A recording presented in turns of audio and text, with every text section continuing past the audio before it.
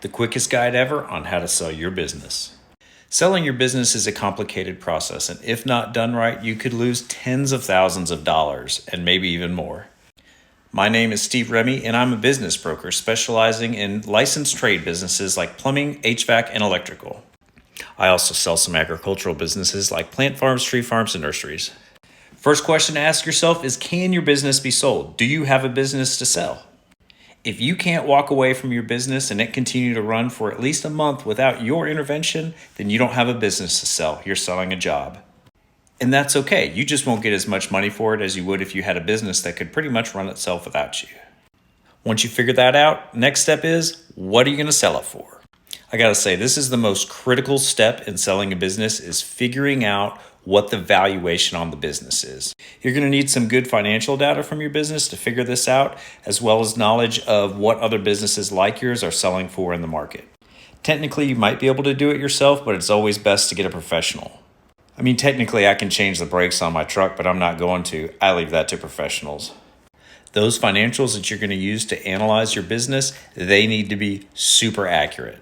If you're not using a program like QuickBooks to do that, you better get started with that first. If you don't like QuickBooks or don't know how to use it, find a local bookkeeper to teach you how to do it. That's how I learned when I first learned how to use it. Next, figure out if you have real estate to sell. Do you own your office or own building, or do you lease it? If you own it, you're going to have to get a real estate agent involved to get you a good pricing on it. Or, like me, I'm a business broker and a realtor, so I can do both for you. Now you need to decide what is going to be for sale with the business. Is it everything? Are you keeping some equipment? Or are you leaving everything so the next owner has a turnkey business? You're going to get the most money, most likely, if you leave everything. I forgot to mention on pricing, don't price it too high because it's just going to sit and people are going to lose interest and you may never sell it. So go something reasonable. Now decide who you're going to sell your business to. Is it going to be a partner, a competitor, a family member, a current employee? Maybe a couple of employees want to partner together and buy it from you. I've seen all of those scenarios and they work out. If your buyer is outside some of those groups that I mentioned, you're going to have to start marketing it to your ideal buyer. When you market it, you're going to have to release some confidential data, like your finances and maybe even some trade secrets.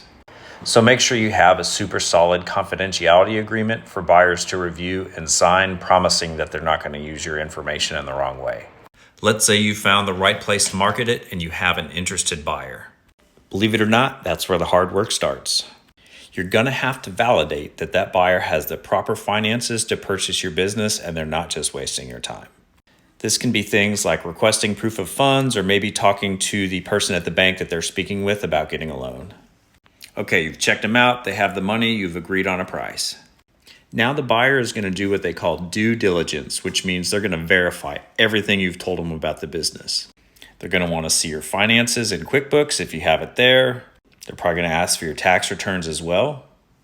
And they're going to want to see everything that comes with the business, all the vehicles, equipment, tools, office, everything. Don't be surprised if they seem skeptical. After all, they're going to spend a ton of money on a business and they want to make sure that they're not wasting it somewhere. They've done their due diligence and have officially decided to buy your business. Now it's time to get an attorney involved. And not just any attorney, like the one that put together your will or helped you create an LLC to open the business in the first place.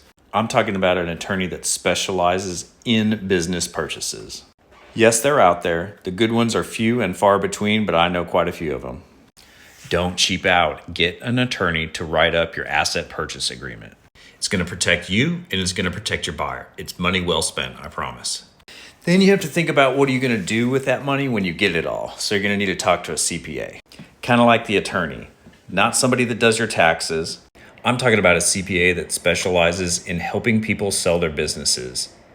They're going to do everything they can to help you structure it properly so that you can minimize your tax liability. Don't go giving away free money to the government. It's yours. Next, you're going to have to find an escrow company. This is the company that will help the buyer transfer their funds to you on the day the sale is complete. For the most part, that's it, or at least as much as I could fit in within 5 minutes. If it sounds like a ton of work, it is. And don't forget, while you're doing this, you also have to keep your business running at the same time because you don't want any dips in revenue or profitability. That's where I step in as a business broker and I help do all of that for you. I make sure it's done right so you can keep running your company and selling it for the most amount of money possible.